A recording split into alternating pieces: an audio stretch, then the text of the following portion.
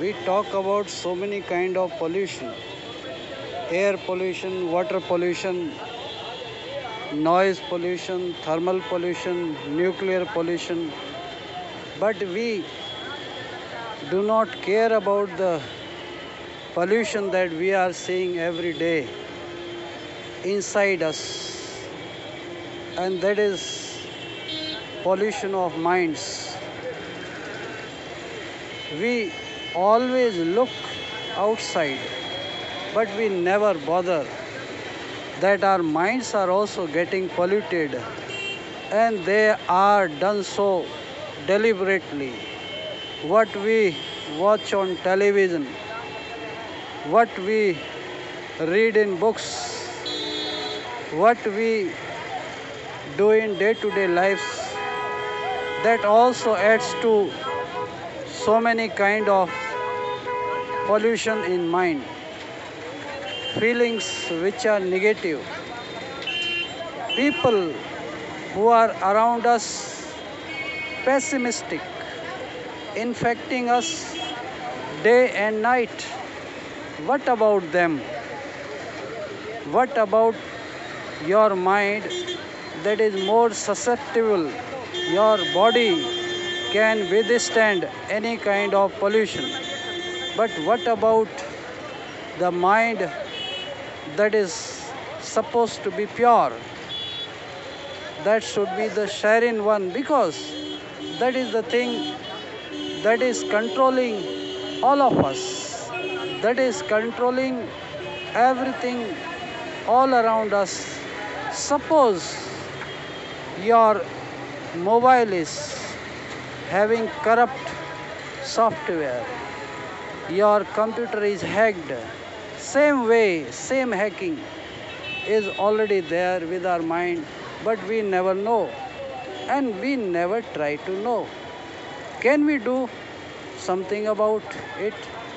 Can we have a better mind, a pure mind that can withstand this kind of mental pollution where greed is there, temptation is there, and so many things which we say big advertisements. You buy this thing, you will get happiness.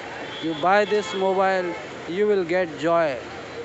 You buy this car, you may feel rich, a big car.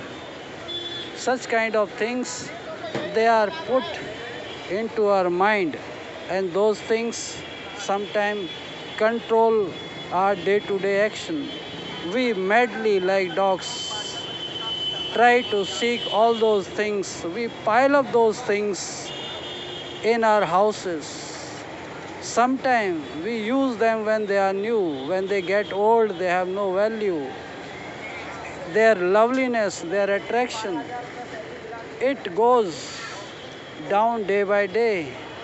And we bargain our life. We bargain our precious time for attaining these things which are not so worthful.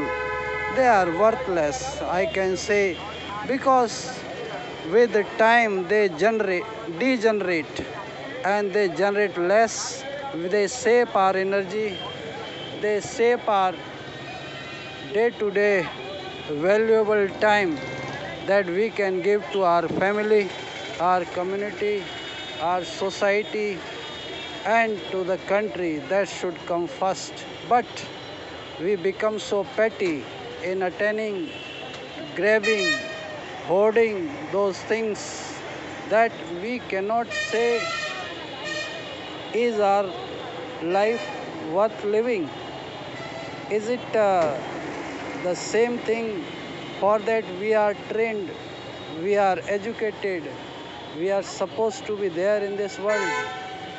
We forget about the higher aims of life, and we sometimes seek those things which are worthless, which are very small, and they make us small.